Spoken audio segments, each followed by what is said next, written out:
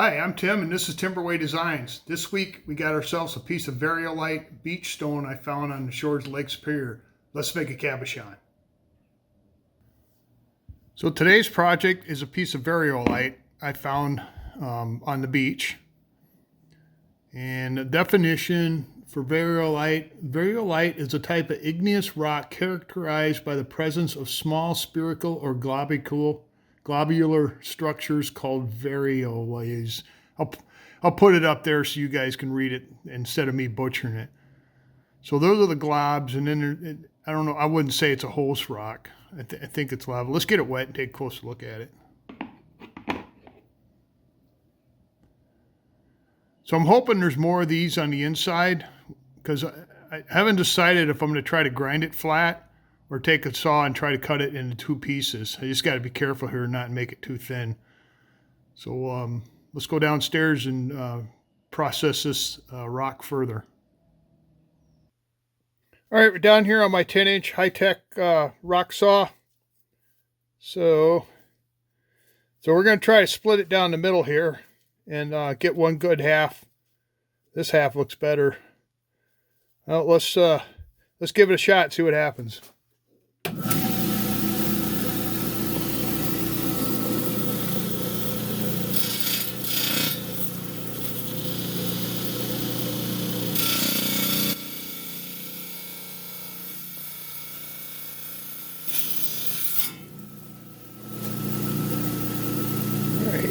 I think I ended up with two usable halves here. Let's see what's inside.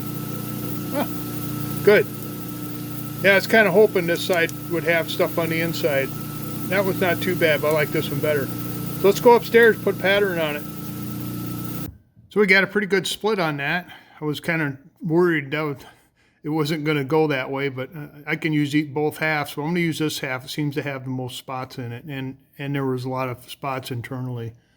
And I looked up the hardness on this rock, and it says 6 to 7, but I got a feeling they're talking about these spots here. They say they're like feldspar or something like that. I do not know I don't think that other rock's hard. I've made a couple of these before and they shine okay, but they're not like glass when you get done with them. But every rock's different, but we'll see. So I decided I'm going to do the fatty triangle here. And let's see. Trying to incorporate as many of the spots as I can. Thinking right about there. This guy can't get too close to the edges here. Let's do that. I got my ultra fine Sharpie here. Make a black mark on there like so. Okay. Take it down to the trim saw, trim off the excess, and then grind it down to the line, put a dop on it, and make cabochon. Okay, I'm down here on my high-tech 5-inch trim saw. Got our piece of Variolite right there. Now plug her in.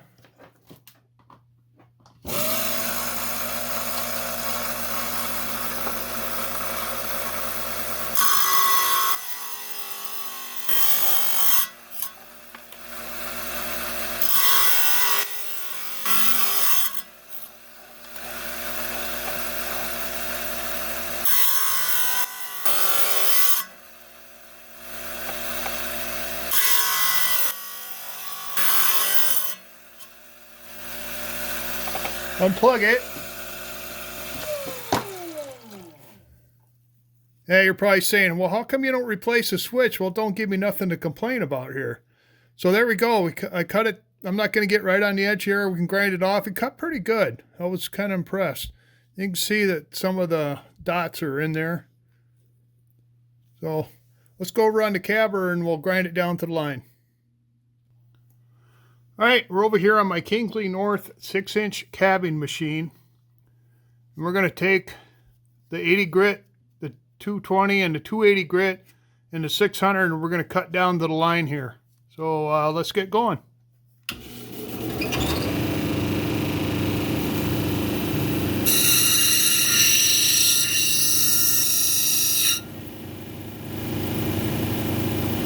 this stuff's not fracturing at all, so I'm going to get pretty close to the line here with my 80 grit.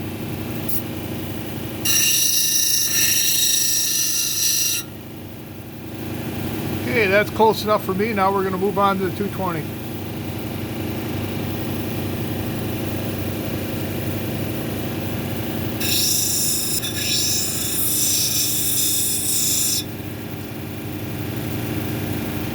Alright, that's close enough for me. Now when you're on these two wheels here, there's no cushioning behind them, so when you're grinding, especially when you get down to your line, do not stop, because you'll grind a flat spot right into it and then you'll see it down the road here. So now I'm going to hit this on the 280.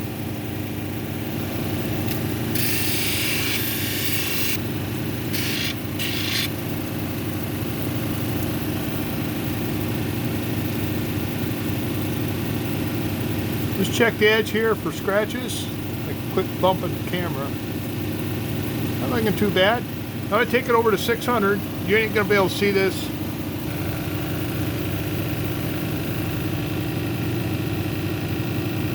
Not a bad shine for 600. Well, let's take it upstairs and we'll put a dop on it and continue. All right, we're all dopped up here. Let's get rolling on this piece of Variolite. So we'll start with the 80, the 220, the 280. I'm going to adjust this a little bit. And then we'll go on to the polishing steps. So the plan is, get where I can see it. I'm going to cut in a girdle here on the bottom, about 1/8 inch, 2 millimeter plus-ish, and then start doing 45s on these corners here, and then 45 that corner. And then once that looks good and the height's okay, then I'm going to start doming it.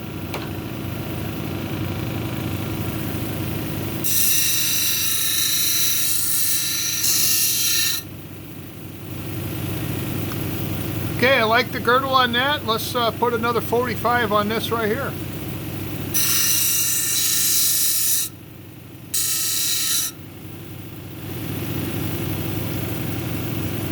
Okay, the books and some people tell you keep putting 45 so you get right to the center. I think I'm good enough. I'm going to start dopping or doming it from here.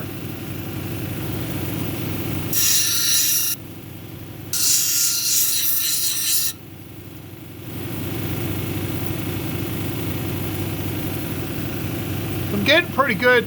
I kind of like the height here, but I might go just a little bit farther. Starting to look okay. I got some nice spots in there. Alright, I'm going to go on to the 220 now. But basically I'm just taking the scratches out from the 80 grit.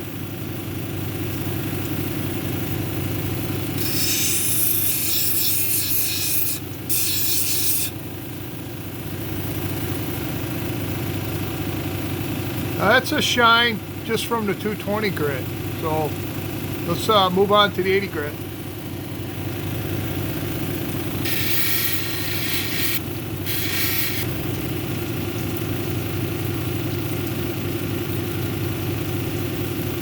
think I got most of the scratches out. I'm going to run on there just a little bit longer.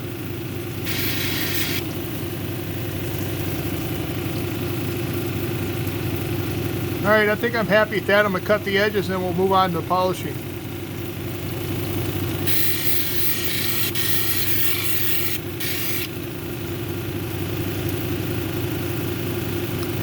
Okay, look good. Let's move on to polishing. I'm going to have to shut you off and reposition the camera. Okay, we got this all wrangled into place. Let's finish this up. So we'll start with the 600, the 1200, the 3000, then that cerium oxide.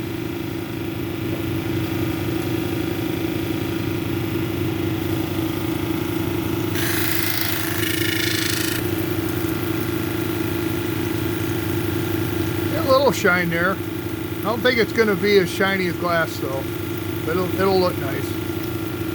I'll move on to 1200.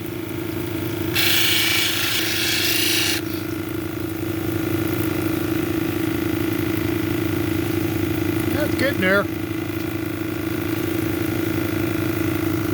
on to 3000.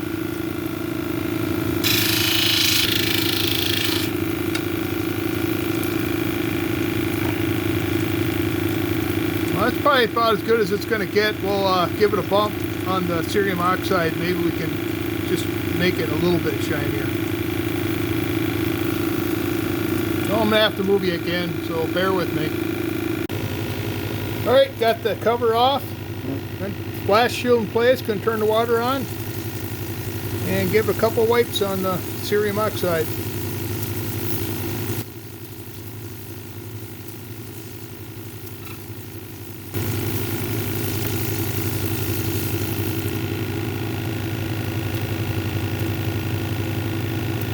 That's not too bad. I can go with that. So it's going to throw it in the freezer, get it off the top, and we'll take a closer look. So I just pulled it out of the freezer. Got a nice clean break off the dopstick, unlike last week where we got a lot of nice clean breaks off the dopstick. So let's take a closer look at this cabochon here. So here's this week's cabochon, a piece of Variolite that I found on a beach along Lake Superior.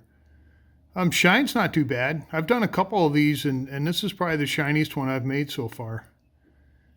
And it's representative of Variolite. We got the splotches in there, and then whatever the base rock is. And just to give you a comparison, there's the other chunk right there, the other half of that piece. I'll show you what it looks like when it's done here. So this stone will be on my Etsy page, probably not for a week or so because we're going to be gone for a while. Link down below in the description. And if you don't, just go look at it. I got other stuff on there. You can look at that too. And yeah, kind of pleased with this. So I smooth the back, I cut the edges. I'm not going to put this on a bezel, and obviously I'm not going to put it in a bale. I'm going to put this on just like this so some of you talented wire wrappers and silversmiths out there can scoop this up and make something really, really pretty out of it. So there you have it. Beach worn Variolite. Well, thank you for watching me take a piece of beach worn Variolite and make it into a cabochon. Next week, I got a rock from my new series that I cut rocks in half, and I'll try to put it in one of the link up here or maybe at the end of the video. This has got feldspar, quartz, and some yellow stuff in it, and it was really pretty. So I'm going to make a cabochon out of this next week. I'd like to really thank my subscribers. It really makes me feel good that everybody likes the content of my video to subscribe. It does a lot for me. And if you haven't subscribed, consider subscribing. It's free. And while you're down there, give me a thumbs up. That gets the analytics out so more people can see the content in these videos. So that's all I got. I'll catch you later.